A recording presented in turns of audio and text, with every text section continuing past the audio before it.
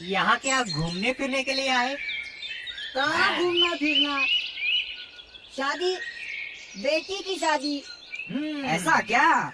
बेटी की शादी तय कराने आए हो यहाँ? शादी तो तय हुई है, लेकिन तय हुआ है ना, तो मुसीबत क्या है? पैसा, सिर्फ 200 रुपए के लिए शादी रुकी है।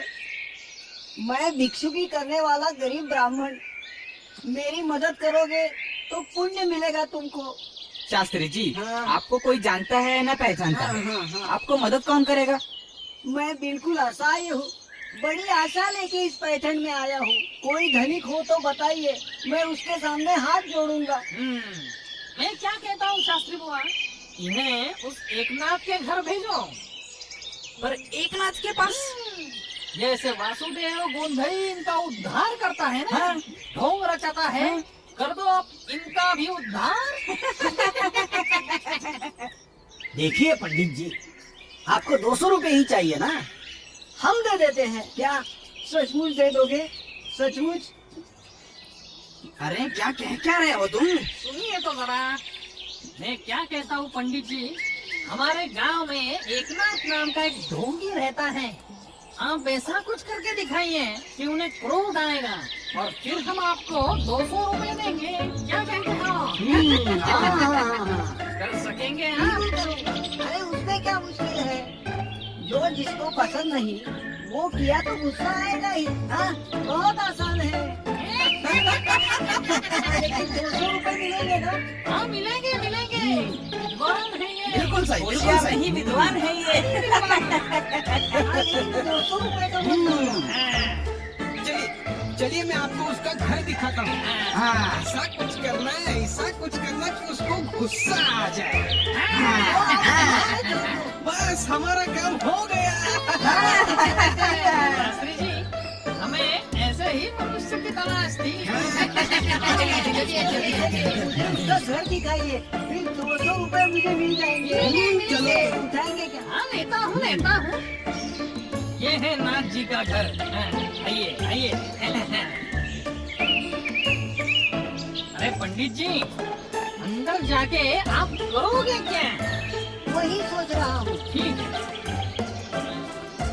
संभल के। 200 रुपए मिलेंगे ना? हाँ मिलेंगे। हाँ आराम से। लोग जूते बाहर निकाल के अंदर जाते हैं, ये जूते पहन के अंदर गया। सच में विद्वान है। त्वमेव केवलं धर्तासि, त्वमेव केवलं हर्तासि, त्वमेव सर्वं खल्विदं ब्रह्मासि, त्वं साक्षात् आत्मासि नित्यं। व्रतं वच्मि सत्यं वच्मि अवत्वं माम्। सुनती हो, ये हमारे पुराने मित्र हैं।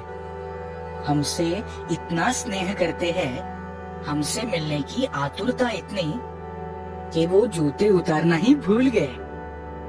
आइए गुरुजी।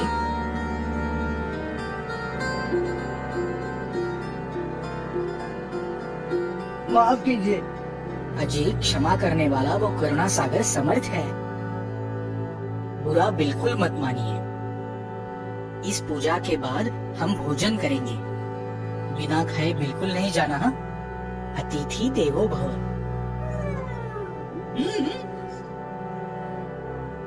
ये सब मुश्किल है, इसको गुस्सा ही नहीं आता।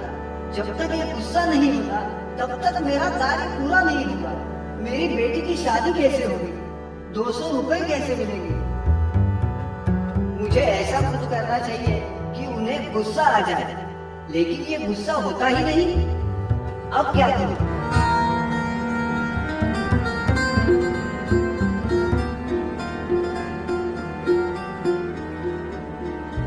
गिरिजा, संभाल के।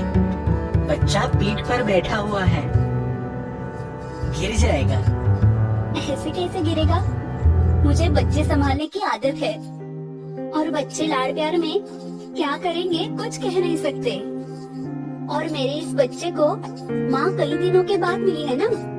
सुनो सुनो बेटा, मैं उन्हें परोसती हूँ और फिर तुम्हें खिलाती हूँ।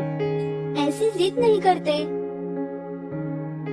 गलती हो गई, गलती हो गई नाथ महाराज, मुझसे भूल हुई, मुझे क्षमा कर दीजिए। अरे क्या कर रहे हो? अरे ये ब्राह्मण कर क्या रहा है अंदर? अब तक तो उसे बाहर आ जाना चाहिए था। आप बिल्कुल चिंता न करें। ये सब आपने मुझे पहले क्यों नहीं बताया? देखिए, आपकी बेटी वो मेरी बेटी। 200 रुपयों के लिए मैं आपकी बेटी की शादी नहीं रुकने दूंगा। मैं दूंगा आपको 200 रुपए। बड़ा बड़ा एहसान किया आपने मुझ पर। आपके जैसे महान आदमी को मैंने बहुत तकलीफ दी। भगवान मुझे कभी क्षमा नहीं करेंगे, कभी नहीं करेंगे। हम सभी को बुद्धि देने वाला वही है। हाँ, और आपका संकट भी वही दूर करेगा।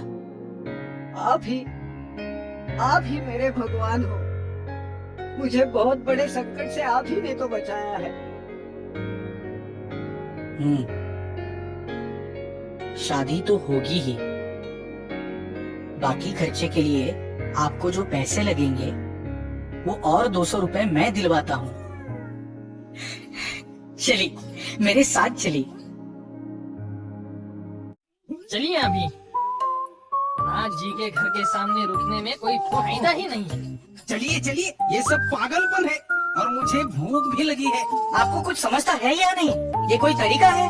हाँ चलिए आइए इधर आइए। ये लीजिए। आप सीधे मेरी पत्नी के पीठ पर चढ़ गए। खबरदार आगे ऐसा कुछ किया तो क्या ये आपको शोभा देता है?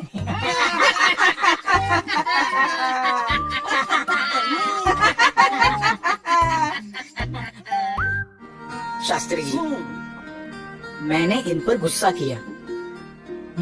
अब तय किए हुए उनके 200 रुपए दे दीजिए। नहीं नहीं नहीं, आप ऐसे नहीं जा सकते। पहले उनके 200 रुपए।